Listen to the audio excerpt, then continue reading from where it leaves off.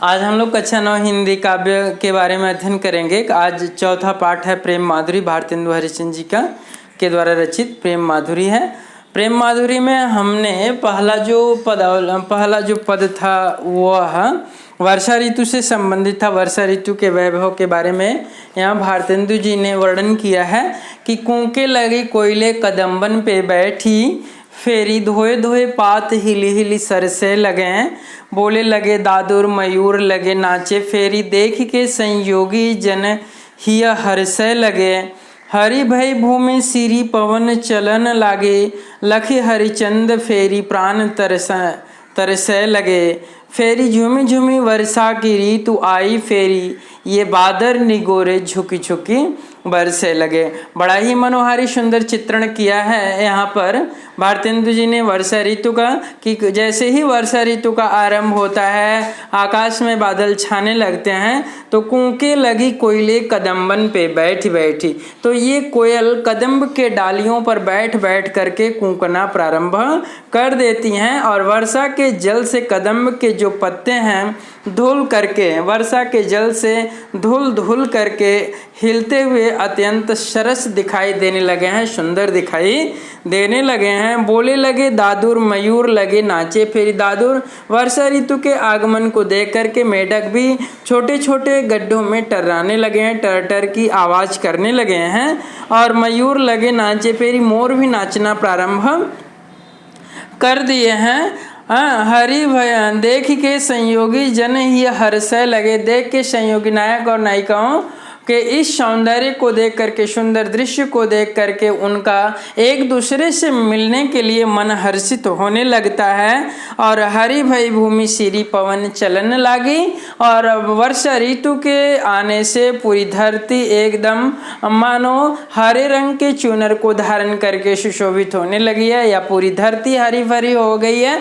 और सिरी पवन चलन लगी, ठंडी ठंडी जो हवाएं हैं वो चलना प्रारंभ हो गई हैं। लखी हरिचंद फेरी प्राण तरसे लगे। हरिचंद जी कहते हैं कि ऐसे सौंदर्य को देखकर, प्रकृति के ऐसे सौंदर्य को देख करके नायक और नायिका का एक दूसरे से मिलने के लिए प्राण तरसने लगते हैं। फेरी फेरी झूमे वर्षा की ऋतु, 8 महीने के बाद पुनः यह दोबारा वर्षा की ऋतु आई है, और जो नायक और नायिका एक दूसरे से अलग हैं, ये वर्षा ऋतु उनके लिए अत्यंत दुखदायी है। कहते हैं कि बादल निगोरे झुकी झुकी बरसे लगे। ये निगोड़े बादल, ये मन को, हमारे हृदय को कष्ट देने वाले ये जो बादल हैं, ये झुक झुक करके फिर बरसना प्रारंभ कर दिए हैं। नीचे कहते हैं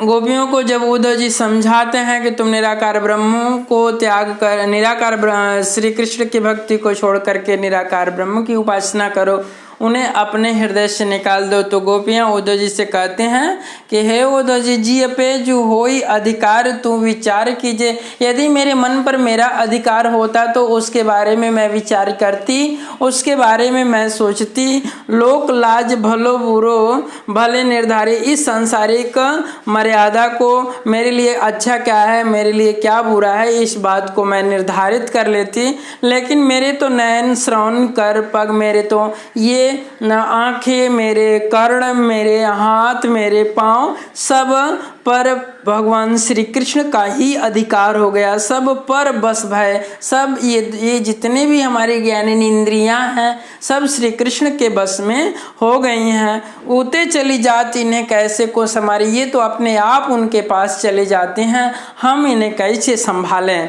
हरिचंद भाई सब भांति शो परे। हरिचंद जी कहते हैं कि गोपियाँ उद्धव जी से कहते हैं कि हे उद्धव जी, ये हमारी जो ज्ञान इंद्रियां हैं, ये हमारा जो अंग प्रत्यंग है, हर तरह से श्री कृष्ण का हो गया है, हर तरह से पराया हो गया है। इन्हें ज्ञान कहो कैसे के निवारिए, बताइए हम इन्हें कैसे ज्ञान दे करके इनका निर्वाह करें, इन्हें निवाहें। मन में रहें जो ताहीं दीजिए बिसारी मन। यदि वे मेरे मन में रहते हैं तो मैं उन्हें बिसरा देती, मैं उन्हें भूल जाती। आपे बसे जब मैं ही खुद उनके हृदय में बस गई हूँ, जा मैं ताहीं कैसे को विसारिए, तो फिर मैं उन्हें कैसे बच सकती हूँ, कैसे उन्हें अपने हृदय से निकाल सकती हूँ। फिर तीसरा पद है, लास्ट में कहते हैं, यह संग में लागी ये डोले सदा, बिन देखे न धीरज आनती हैं, छिनहु जो वियोग पर हरिचंद। तो चाल प्रलय की सुठानती हैं, बरुनी में थिरे न झपे उझपे, पल मैं न समाई वो जानती हैं, पिय प्यारे तिहारे निहारे बिना, अखिया दुखिया नहीं मानती हैं। यह संग में लागिए डोले सदा, बिन देखे न धीरज आनती है। जो उनका रूप है, जो उनका जो है सौंदर्य है, वे हमारे हमेशा साथ साथ लगा रहता है। बिन देखे न धीरज आनती है। गोपियाँ उद्धव जी से कहते हैं, हे उद्धव जी, जब तक मैं उनके रूप का, जब तक उनके सौंदर्य का, बातों के रस का आनंद नहीं लेती, पान नहीं करती, तब तक मेरे इस हृदय को धैर्य नहीं होता। छीनहूँ जो वियोग पर है हरिचंद। हरिचंद जी कहते हैं कि गोपियाँ उद्धव जी से कहती है, यदि जो भी मुझसे श्री कृष्ण को छीनने की बात करता है तो चाल प्रलय की सुठानती है, वह तुरंत मृत्यु के गोद में बैठ जाना चाहती हैं, वे अड़ जाती हैं। कहते हैं, बरुनी में थिरे न झपे उझपे, बरुनी में थिरे न झपे। जब वे हमारे आंखों में समा जाते हैं तो ये जो पलकें हैं न तो झपकती हैं और न तो खुलती। झपे उझपे, पल मैं न समाई वो जानती, एक पल भी ये हमारे हृदय में समाना नहीं चाहती।